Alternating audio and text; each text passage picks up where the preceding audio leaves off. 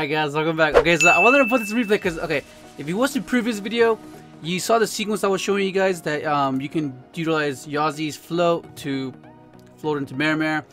But their issue is going second, right? I mean, going first. Like, we wanted to, okay, first and foremost, ignore what I'm playing, guys. I just wanted to just show you the replay and the sequences and all you need, right? Because you either need, okay, before I get sidetracked, okay, I mentioned that we need a way to pop Yazi, right? Because that's we want to get its float effect. We get Mare gets the tokens, Mare gets its Excel, and that's how we get our librarian to the 4 middle play, right? So in this sequence, I'm gonna show you guys the same way, except we can pop Yazi now, especially with, because like all you need is Knight and Barrage, and that will give you the thing that you need, right? Okay, so like normally, let me show you what I mean. Okay, normally in the, is it really laggy or is it just me? Okay, normally when we do the old sequence, when we'd have this and the Strudo, and then you use special doppel, right? And then, or you special doppel off of Isolde, right? You would go into Excel. If you haven't seen the video, I'll put it on the click notes. Check it out. It's similar sequence, except instead of doing that, you just use Yazi and Mare, because it gives you the tokens that normally doppel would. Okay, so and normally, let me get to it. Watch. Okay, so this is the whole purpose of the barrage, right? You're not gonna be using any of the exceeds. Like, you're not gonna be. There's no in the extra deck. There's not gonna be any zodiac exceeds. I mean, Trenton was mentioning going whiptail and overlaying Borbo, and I guess to just either to banish something or just attack directly or something. For like, but I don't know. I just feel like it just wasn't, the extra deck is just not enough room. And this guy, I'm playing the ratios of 3 and 1, like kind of like Perth, where Perth you play 3 Scorpion, 1 Cobra, right? It's of course if you draw either both scenarios, like it's dead.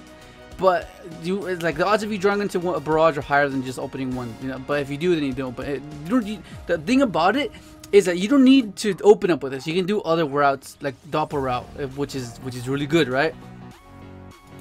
And the good thing about this is that it doesn't make Yazi miss timing, because it's meant to miss timing, right? When this card, yeah, it's when this card you control it. So, but then since destroying and special summoning is at the same time, it won't miss timing, which is really cool. Okay, so normally the way you would move over to the decode, you would go banish the last melee and then use that, and I sold it to make the decode.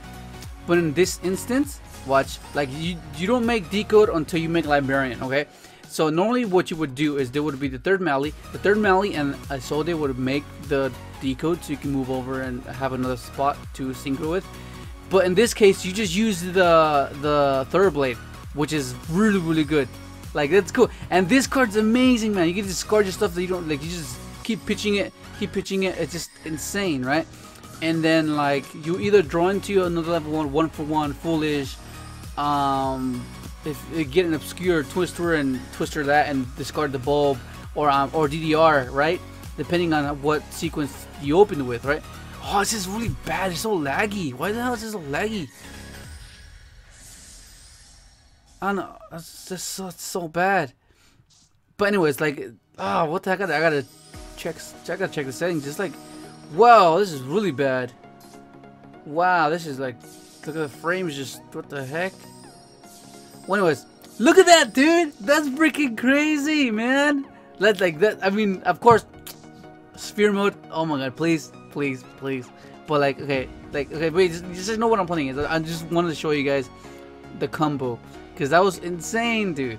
Blazar and Abyss, Twister. You have Dizziness to the Grave just for backup. It's just amazing. I mean, it's a close thing because Level just gone, so we gotta resort to tokens, Doppel tokens or Mare tokens. And let me put deck this. Okay, so here it is. Okay, so this is your lineup.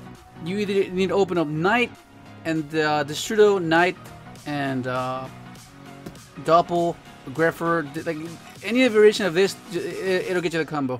And to keep it minimal allows you to play disruptions, because that means that's the least amount of time you need to top deck. Because the odds of you opening one of the pieces and the fact that you just need 2 pieces, it lets you interact to stop them. Okay, You know, because compared to, let's say you need 3 pieces, right, to make your combo work, right? That's 3 turns.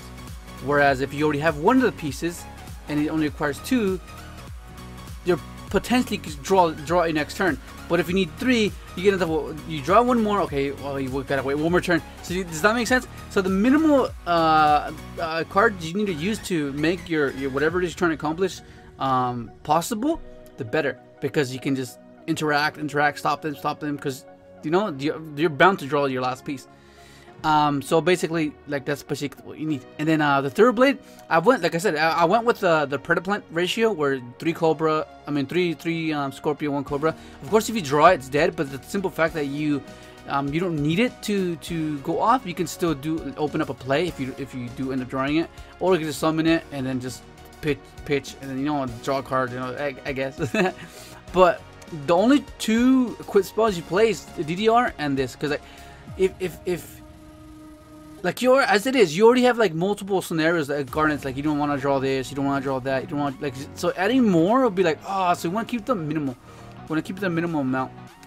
If you draw it, you draw it. You weren't gonna win it anyways if you do draw it. But it's just the simple fact that one knight can do that, right? 1 out of the 4 cards, and then this can be the one of the 2. Ends your board into the Blazar. That's insane, dude. And I was thinking of replacing this as well, because Printer keep giving me ideas back and forth of using this Shin Squire to give the option to go Nat Beast, and that's really good. But the extra deck, it's very based off preference. What do you want to do? But because I know that as I was synchroing, I find something that just seems unnatural, like the flow of it. It just doesn't. It doesn't flow as much as I would like it to. Like before, it would be like, oh, I like how this is. If you know, flow is wolf backwards. Well, anyways, but so far, I guess it's decent. I don't really go into Trish. I've never gone into Trish. This guy's amazing.